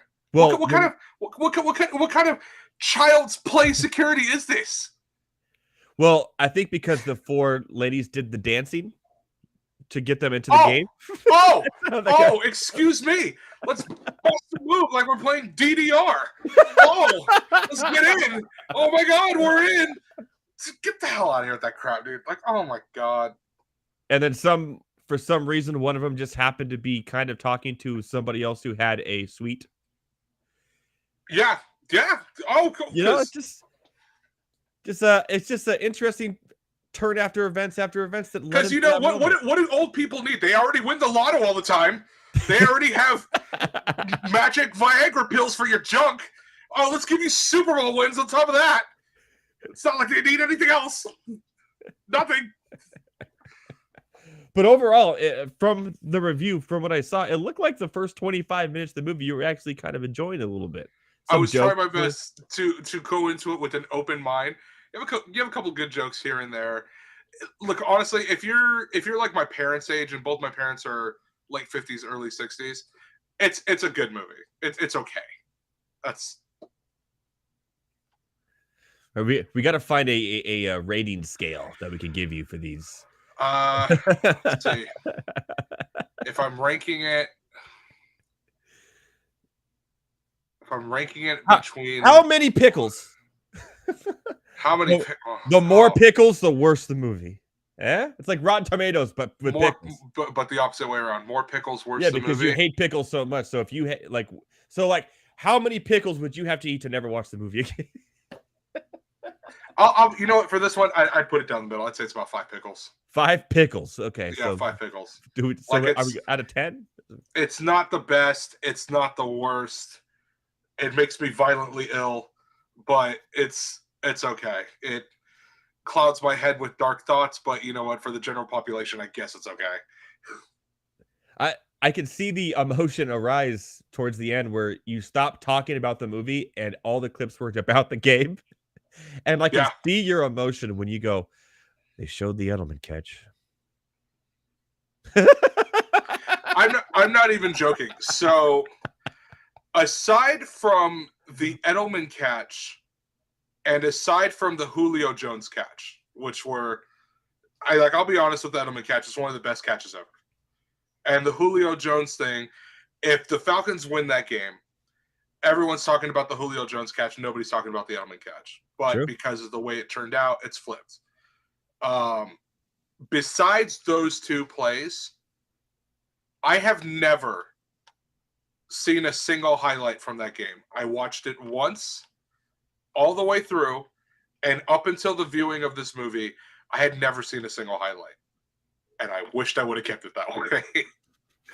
But I've seen plenty of okay.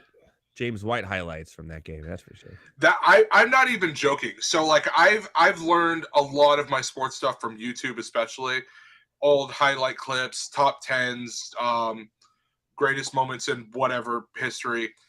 Anytime I see a play from that Super Bowl, automatically hit like the 10 button with the circle around it to fast forward. Like, nope, not watching every single time from that Super Bowl. I refuse to watch anything from that Super Bowl.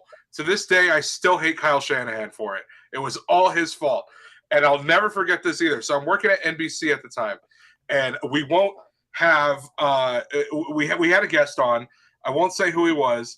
He was a dude from Philly, though, pretty famous. We'll leave it at that. But he was in Kevin a bunch Hart. of those. It was not Kevin Hart. He was Will in a Smith. bunch of those. It was not Will Smith. No, it was not. He was in a bunch of those NFL top 10 videos that NFL Network used to run like all the time. So we had him on as a guest one day. And I asked him straight up, because I said, hey, I love your work with the top 10s or whatever. And ironically, I had just finished watching the one where I think it's like top 10 forgotten plays. And I think Julio's catch on there is an honorable mention. And I told him, like, yeah, you know, that's something I can't really go back and watch. And he said straight up, he's like, you know, I asked around after that. And Matt Ryan will not say that game, the blown lead, was Kyle Shanahan's fault for the bad play calling. He won't say it. But his brother will. Like his brother absolutely rips Shanahan, I guess, every now and then, and I always thought that was super hilarious. But yeah, man, it was a painful day, and I always make the joke that was like the first day I ever became truly depressed, and I've never been happy since. But like, it's just I don't, other than Bills fans, I don't think any fan base can really hold a candle to being that close and having it ripped out from you. I really don't think, in such a dramatic fashion too. Like, it's just brutal. Absolutely brutal. Hopefully I never have to go through something like that, but I never even get a chance to even getting that close. So I mean, like, you could, at least you could say you went to the Super Bowl, but like your game was a blowout, but you're like, oh, hey, we lost to the San Francisco Jerry Rices. Yeah, there you go. And Steve Young's 6 TDs that game. Yeah. And like, you know, before this Super Bowl, I could have said the same thing. Like, hey, we had the one against Denver. We got blown out. It's what John it is. Elway. That was one of the best Denver teams of all time. Yeah, it was a great team. They went nearly undefeated the entire year, and they honestly, they should have faced Minnesota. There was no reason Minnesota should have lost that NFC title game. But you know, we could say that like, oh hey, we made it, we got blown out, but you know, we got there, and that's okay. That was an overtime missed kick by Morton Anderson, wasn't it? Yeah, overtime. No, Morton Anderson misses the kick that would have put it out of reach. I think it would have put him up by 10 with about 6 minutes left. So he misses the kick. Gary Anderson actually misses that kick. Gary Anderson, that's right. Yeah, Gary Anderson misses that kick for the first time in 2 years, because I'll never forget that radio call. Mm-hmm. And then the Falcons march down the field, tie the game, send it to overtime. Morton Anderson is the one that sends it through the uprights and sends it to the Super Bowl. There's absolutely no way that Minnesota should have lost that game. Absolutely. Anderson versus Anderson. Yeah, literally. The Anderson Bowl.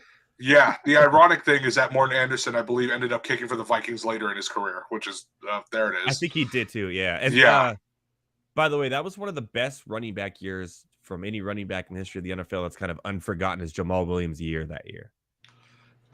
Yeah, and I believe that's also, you know why it gets overshadowed? Because I believe that's the same year that Emmitt Smith hit 2000. Not Emmitt Smith, Terrell Davis. Terrell Davis, correct. Yeah, I believe that's the same year he hit 2000. So it is definitely a lost, forgotten year.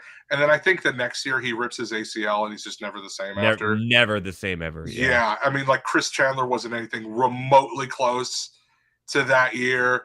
The defense kind of took a step back. I mean, Tuggle was old at that point. what's his name? I'm forgetting his name. It's like Eugene Robinson or whatever. Gets arrested the night before the Super Bowl for soliciting a hooker. It's like everything that could go wrong goes wrong. Dan Reeves never wins a Super Bowl. All hope is lost. The Dirty Bird becomes a distant memory now. All Atlanta has just Waffle Houses and the Braves. So like it's brutal, man. At least they can hang their head on Georgia football. They have that going for them right now. Yeah, it's definitely going to be the team to beat in college. Well, we'll see. There's a couple of quarterback questions and stuff there for Georgia, but they also have the Hawks. They have the Hawks too. They're Oh yeah, no, that's going downhill fast. Like, let's be real here. That's going downhill pretty fast. I will say this: my hot take, since we're all doing hot takes and we only got about 3 minutes left. I was going to ask you what's your bold prediction, hot take of the season. For NFL, give me a second. I will come back to that. For college football, I think my hot take is that Ohio State ends up winning it all. It's like I think it'll get to the point. I don't know if Alabama can get back up there again. I think Georgia will either lose in the playoff or they'll lose to an SEC team during the season. Probably more likely the playoff. So people, I think, forget that Ohio State took them to the brink last year. It wasn't for that awful kick at the very, very end. But that's my college football hot take. I do have a baseball one. This is going to be interesting. I think the Dodgers end up going and winning it all. Oh God! Yeah, I know that hates. I know that sucks for you to hear, but Houston's kind of taken a step back. The Mariners have gotten really hot. The Braves, I mean, they're good, but can they hold it in the playoffs? And then the Dodgers just look pretty much unstoppable. They've won every game of their last 14 except for like one, so they look pretty good. And so I'm going to go ahead and say that they end up winning it all. And as far as the NFL goes, I'm going to stick with my one hot take, and that was that Green Bay ends up being a number 1 pick contention. No way. We'll see, man. No way. We'll see. You're sticking to it, but they looked good in the preseason. I know it's preseason, but hey, you know who looked good in the preseason? The 2008 Lions went 4-0. What happened? They went 0-16 in the regular season. I'm not talking about the records. I'm talking about the first team offense against first team defenses when the game starts. I'm just saying. Want to throw out stats? I'll throw out stats. I got you, man. I'm just saying. All right, man. We got about a minute left. Take us out of here. Cool. Well, everybody, that was it. Year 1 is in the books. The Raiders look great every preseason. Love it. Year 1 is in the books. Thank you so much to Bettor Boss himself, Matt George, for joining us tonight. A lot of fun. Year 2 is going to be just as fun. This year for football season, we have so much to do and talk about, plus fun games, make the cut, heavy tease game. We're going to be playing more of that. The Guillotine League next week, like 4 spots left. I'll put the link up on the X everywhere. Join.